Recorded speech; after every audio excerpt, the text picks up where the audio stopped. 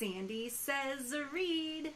Okay, if I look exactly like I did in that past video, it's because I was going to make this part of the How I Got Published video, but it didn't quite fit. I was making it too long. So this is a video on weird things that happened during my first book signing. Just roll with it. We're talking about books.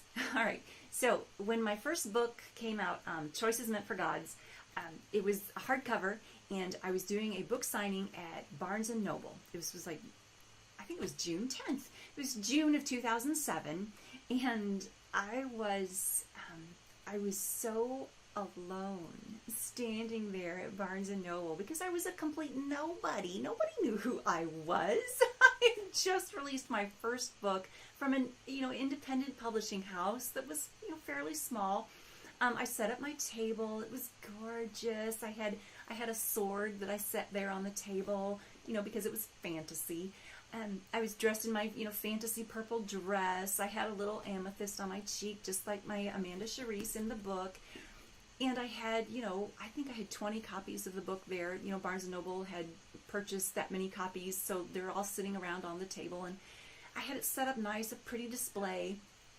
And people would walk in and kind of like keep walking by as they, looked at it and just keep walking because they were coming into Barnes & Noble for some other purpose. I had people come in and ask me where the restroom was. I had people come in and ask me where, a certain section for books would be located.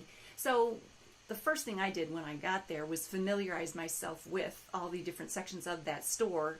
I mean, I kind of knew them already because, I lived in the town, but I made sure I knew where everything was because I knew when people started walking in and walking up and asking me questions, I wanted to be able to say, oh yeah, restroom's over there. Oh yeah, the fantasy section, if you don't want to buy my fantasy book, the fantasy section's over here. I wanted to know where things were so I could answer questions for people. The most horrifying thing that happened that day, an older couple came in, a man and his wife. I'm assuming it was his wife because I can't imagine he would have spent any time with her if he didn't have to.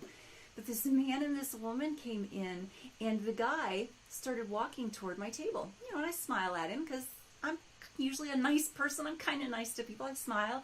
And as he's walking toward my table, the woman grabs his arm and says, "That's not Harry Potter," and drags him away. And this poor man, our eyes meet. Our eyes lock for a second. And he had this look on his face that was an expression of sorrow.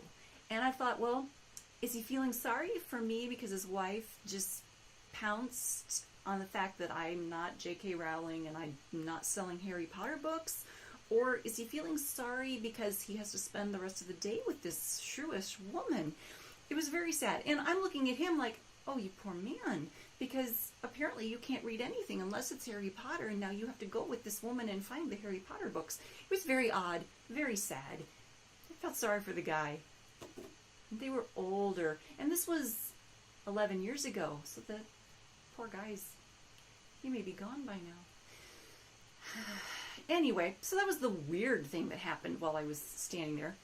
Another weird thing that happened, I had just recently left employment with the university that shall not be named, and my husband had left shortly after I had served him with divorce papers. So he was gone, out of the scene, gone.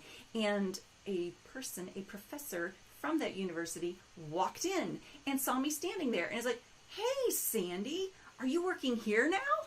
And I'm like, "No, I'm pushing my book now. I'm promoting my new novel."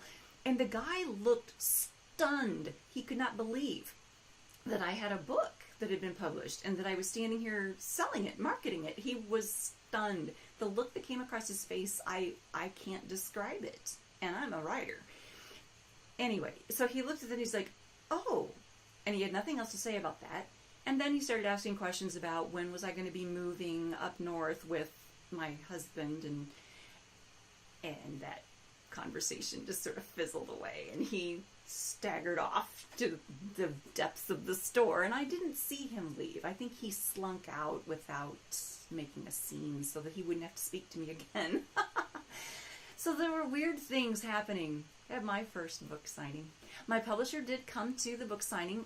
He was located in Cape Coral, Florida at that time, which was about an hour north of that bookstore, so he came down for the signing.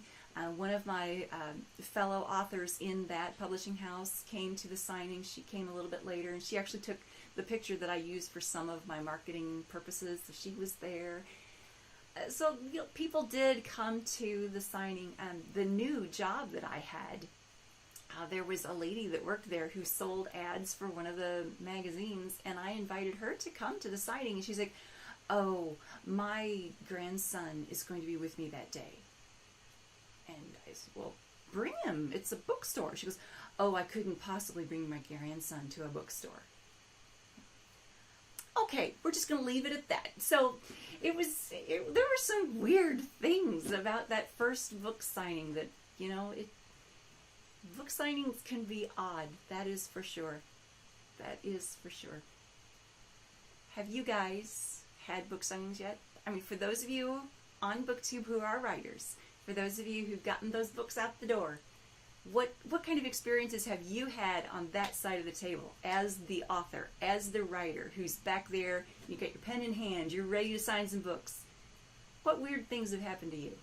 And then, from the other side of the table, I mean, I am an avid reader. I love to meet other authors. I love to go up to authors and say, "I read your stuff and you're wonderful." I can fan out like that. I can do it. So, what weird things have you done on the reader side of the table? Let's hear it. Let's talk about it in the comments below. Thank you so much.